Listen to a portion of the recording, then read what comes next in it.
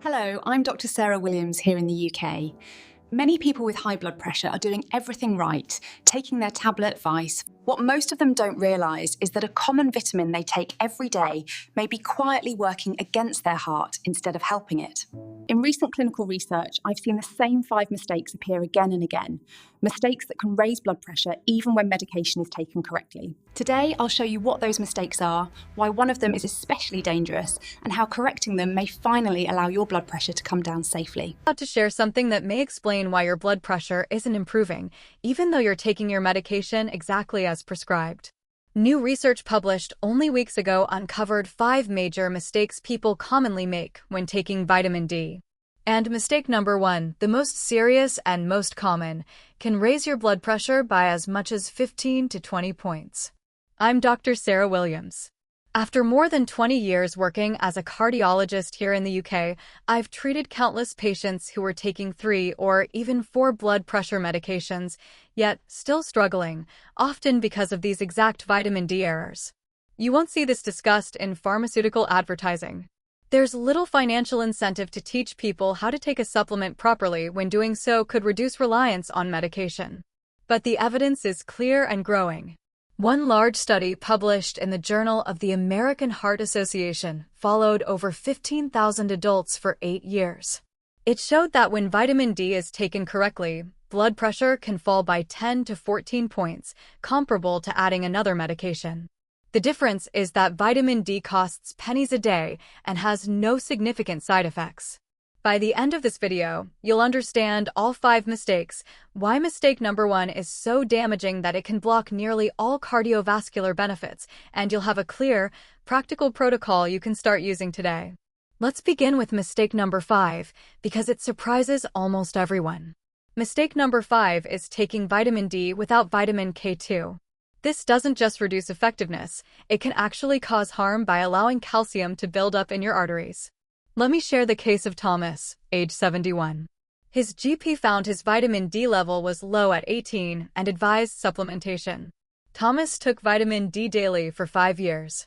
His level improved to 35, but his blood pressure didn't improve at all.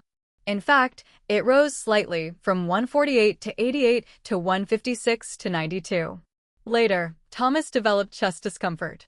Further testing revealed significant arterial calcification. His cholesterol was normal. He didn't have diabetes.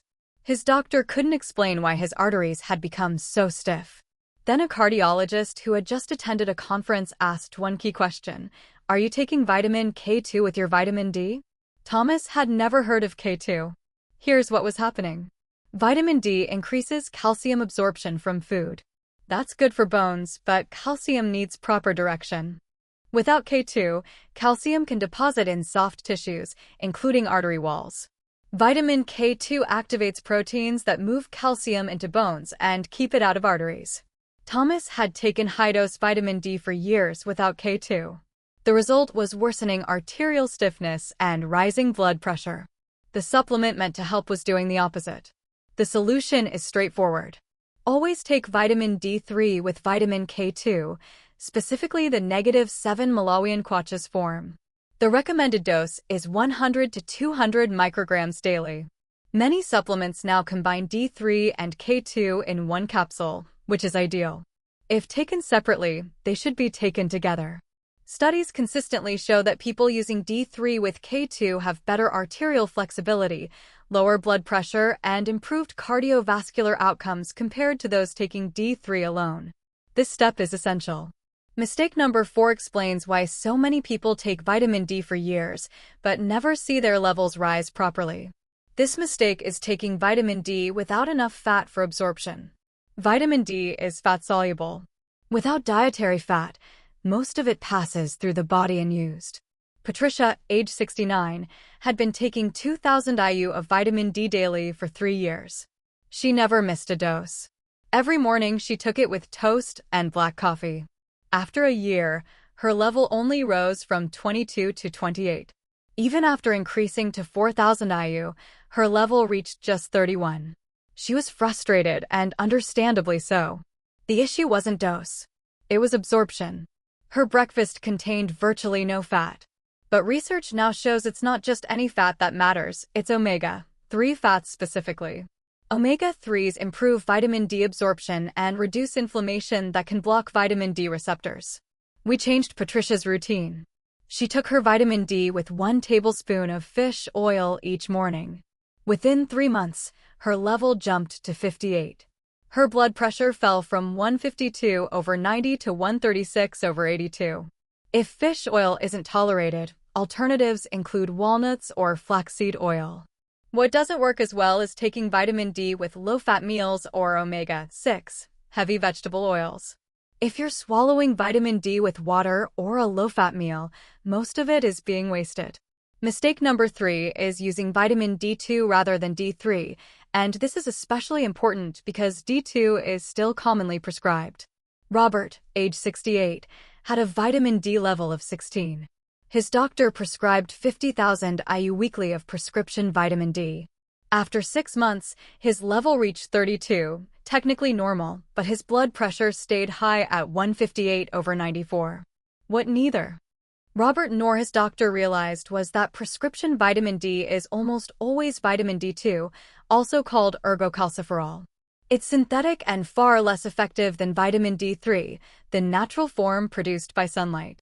Research shows that D3 is around 5 times more effective than D2 at raising blood levels. It lasts longer in the body, binds better to receptors, and provides far stronger cardiovascular benefits. When Robert switched to over-the-counter D3 at 5,000 IU daily, his level rose to 62 within 2 months. His blood pressure steadily fell.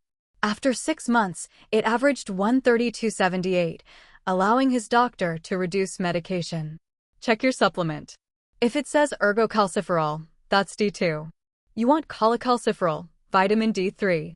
The difference matters. Mistake number 2 is taking too small a dose to reach levels needed for cardiovascular benefit.